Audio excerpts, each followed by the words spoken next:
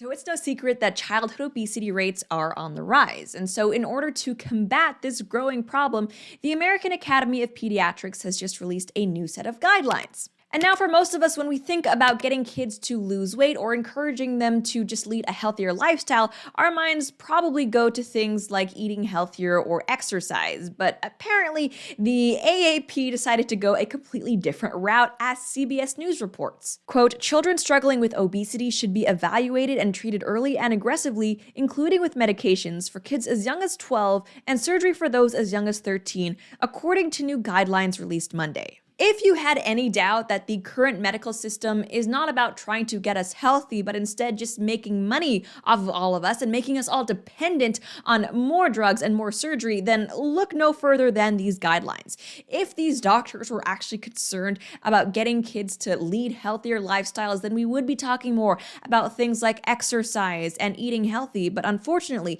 because of things like body positivity, it's actually considered offensive now to dare even imply that yes, your choices do affect your weight and the way you look. And if you think I'm exaggerating in saying that the body positivity and fat acceptance movement, in addition to Big Pharma, is behind these terrible guidelines, then check this out. As CBS also writes, quote, the group's guidance takes into consideration that obesity is a biological problem and that the condition is a complex chronic disease, said Erin Kelly, co-director of the Center for Pediatric Obesity Medicine at the University of Minnesota.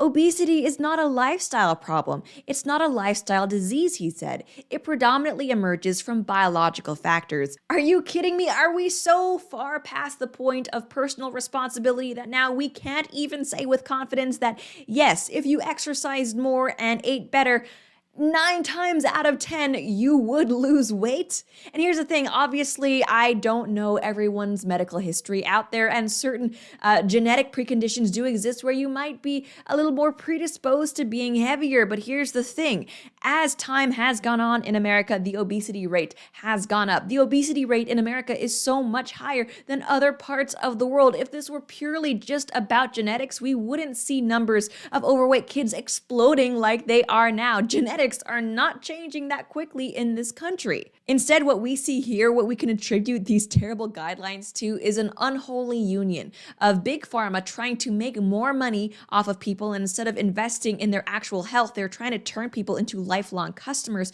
We have a lack of responsibility from not only these doctors in trying to inform their patients of how to actually get healthy, but also of parents not wanting to take the time and ensure that their kids are eating right and going outside rather than just staying on their computers. And finally, yes, we do have that social justice movement of fat acceptance that's trying to lie to people by telling them, oh no, it's not your fault that you're heavier, it's just your biology. And here's the thing, if these guidelines were just applied to adults, they would still be ridiculous and they would still be wrong, but they wouldn't be nearly as harmful or as damaging as trying to put kids on the path to drugs and surgery. Because let's not forget, informed consent is a huge part of having medical procedures performed upon you, or really just different life choices. If you are an adult and you choose to be overweight, you're allowed to do that, because the assumption is that you understand that being overweight is unhealthy and that not exercising and not eating right can lead to being overweight.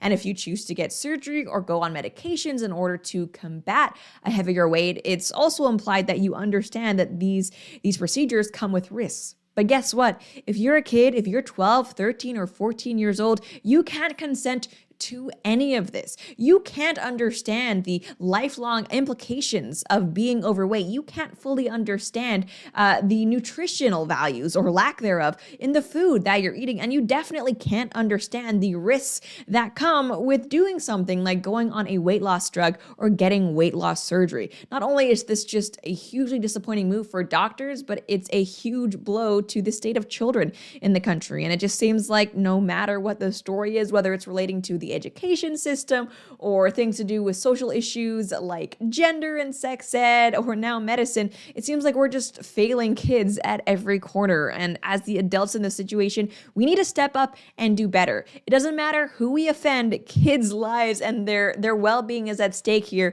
We need to be bolder in just speaking the truth.